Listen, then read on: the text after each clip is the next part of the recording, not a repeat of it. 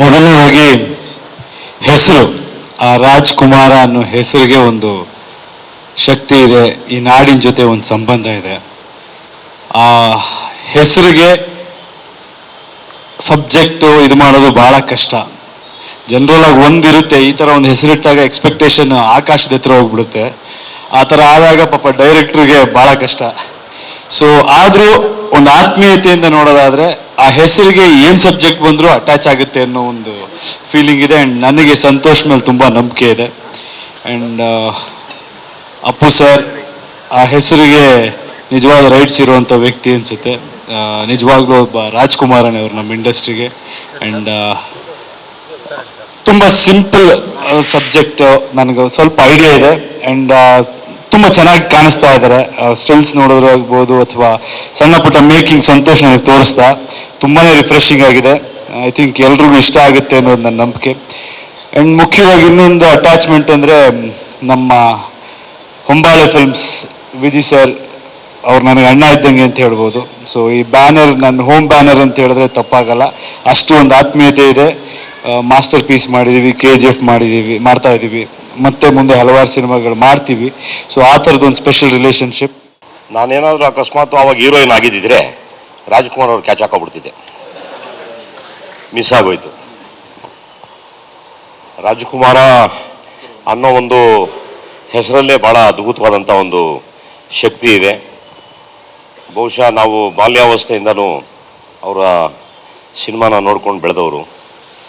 ನಮಗೆ ಭಾಳ ದೊಡ್ಡ ಕನಸಿತ್ತು ಅವ್ರನ್ನ ಭಾಳ ಹತ್ರದಿಂದ ಎಲ್ಲ ಮಾತಾಡಿಸ್ಬೇಕು, ನೋಡಬೇಕು ಅಂತ. ಬಹುಶಃ ಶಿವಣ್ಣ ಅವರಿಂದ ನನಗೆ ಒಂದೊಂದು ಅವಕಾಶ ಸಿಕ್ತು.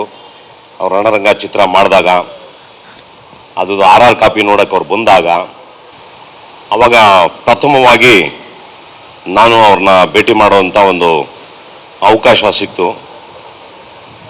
ಅದಾದಮೇಲೆ ನಮ್ಮ ಚೆನ್ನಪ್ಪ ಅವ್ರು ಇಲ್ಲೇ ಕೂತಿದ್ದಾರೆ.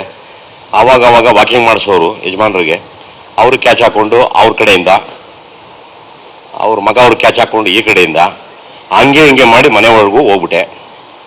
ಅದಾದಮೇಲೆ ಯಾವಾಗಾದರೂ ಅವಕಾಶ ಸಿಕ್ಕಿದಾಗೆಲ್ಲ ಅವ್ರ ಜೊತೆ ಕೂತ್ಕೊಂಡಾಗ ಆ ವೈಬ್ರೇಷನ್ ಅಂದರೆ ಏನು, ಆ ಪಾಸಿಟಿವ್ ಫೀಲ್ ಅಂದರೆ ಏನು ಅಂದರೆ, ಅವ್ರನ್ನ ನೋಡಿದಾಗ ಮಾತ್ರ, ಆ ನೋಡಿದವ್ರು ಮಾತ್ರ ಆ ಒಂದು ಖುಷಿ ಇರುತ್ತೆ ಒಳಗಡೆ, ಎಲ್ಲೂ ಹೋಗಲ್ಲ ಅದು. ನಾನು ಬಹುಶಃ ಅವ್ರನ್ನ ಎಷ್ಟು ದಿನ ನೋಡಿದ್ದೀನಿ, ಅಷ್ಟು ದಿನ ಅವ್ರನ್ನ ಕಣ್ಣನ್ನು ನೋಡಿಲ್ಲ. ಆ ಕಣ್ಣು ನೋಡೋಕ್ಕಾಗೋದೇ ಇಲ್ಲ ಯಾರ ಕೈಲೂ. ಆ ಥರದ ಒಂದು ಶಕ್ತಿ ಇತ್ತು. ಹಂಗೆ ನೋಡೋರಂಗೆ, ಹಿಂಗೆ ನೋಡೋರಿಗೆ ನೋಡಿದ್ರೆ ಆಯ್ತು ಎಲ್ಲ ಮೀಟರ್ ಆಫ್ ಆಗ್ಬಿಡೋದು. ಆ ಥರ ಒಂದು ಎನರ್ಜಿ ಅವರಲ್ಲಿತ್ತು.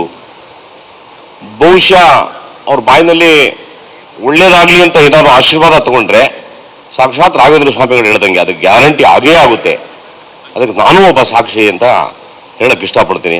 ಯಾವಾಗ ಚಾಮುಂಡೇಶ್ವರಿ ಸ್ಟುಡಿಯೋಗೆ ಬಂದಾಗ ಭಾಳ ಚೆನ್ನಾಗಿ ಕಾರ್ನ ನಿಲ್ಲಿಸಿ ನಡ್ಕೋತಾ ಅಲ್ಲೊಂದು ಅರಳಿ ಮರ ಇತ್ತು. ಬಹುಶಃ ನಾನು ಇವತ್ತರೆಗೂ ಟ್ರೈ ಮಾಡ್ತೀನಿ ಆ ಟೈಪ್ ಒಂದು ನಮಸ್ಕಾರ ಹಾಕಕ್ಕೆ ಏನಾದ್ರು ಆಗುತ್ತಾ ಅಂತ. ಜನ್ಮಕ್ಕೆ ಆಗೋದಿಲ್ಲ ಬಿಡಿಯೋದು. ಅವ್ರು ನಿಂತೇ ಇರೋರು ಬೆಂಡಾಗಿ ಎರಡು ಕೈ ನೆಲಕ್ಕೆ ಟಚ್ ಮಾಡಿ ಭಾಳ ವಿಶೇಷವಾಗಿ ಒಂದು ನಮಸ್ಕಾರ ಮಾಡೋರು. ಅದು ತೀರಾ ಆ ಯೋಗಾಸನ ಮಾಡಿದಂಥವ್ರಿಗೆ ಅಷ್ಟೊಂದು ದೊಡ್ಡ ಸ್ಟ್ರೆಚ್ ಆಗೋದು ಯಾರಿಗೂ ಆಗೋಕ್ಕಾಗೋದಿಲ್ಲ. ಅವ್ರು ಏನಾದ್ರು ಎದುರುಗಡೆ ಬಂದಾಗ ಏನ್ರಿ ಹೇಗಿದ್ದೀರಿ ಅನ್ನೋರು, ಅಣ್ಣ ಚೆನ್ನಾಗಿದ್ದೀನಿ ಅಣ್ಣ ಅಂದೆ. ಯಾರೂ ಹೇಳಲ್ಲ ರೀ ಲೈಫಲ್ಲಿ ಹೇಗಿದ್ದೀರಿ ಅಂದರೆ ಏನೋ ಹೇಗಿದ್ದೀವಿ ಸ್ವಾಮಿ ಅಂತಾರೆ.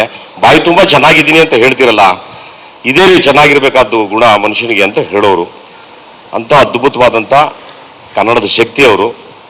ಇವತ್ತು ಬಹುಶಃ ಅವ್ರು ಇದ್ದಿದ್ದಕ್ಕೇನೆ ಒಂದು 4-5 ಸಾವಿರ ಚಿತ್ರಗಳು, ನಾವುಗಳು ಎಲ್ಲ ಇರೋದಕ್ಕೆ ಸಾಧ್ಯ ಆಗಿದ್ದು.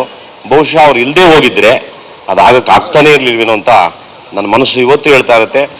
ಈಗಲೂ ಇರಬೇಕು ಅಂತ ನನ್ನ ಮನಸ್ಸು ಬೇಡ್ಕೊಳುತ್ತೆ. ಇವತ್ತು ಅವ್ರು ಇರಬೇಕು, ಇದ್ದಾರೆ. ಬಹುಶಃ ಅಂಥ ಒಂದು ದೊಡ್ಡ ಶಕ್ತಿ, ಆ ಶಕ್ತಿನೇ ಅಷ್ಟು ದೊಡ್ಡ ಶಕ್ತಿ ಆಗಿರ್ಬೇಕಾದ್ರೆ ಇನ್ನು ಅವ್ರು ಜನ್ಮ ಕೊಟ್ಟಂಥ ಮಕ್ಕಳಿಗೆ ಇನ್ನೆಷ್ಟು ಶಕ್ತಿ ಇರಬೇಕು ಯೋಚನೆ ಮಾಡಿ.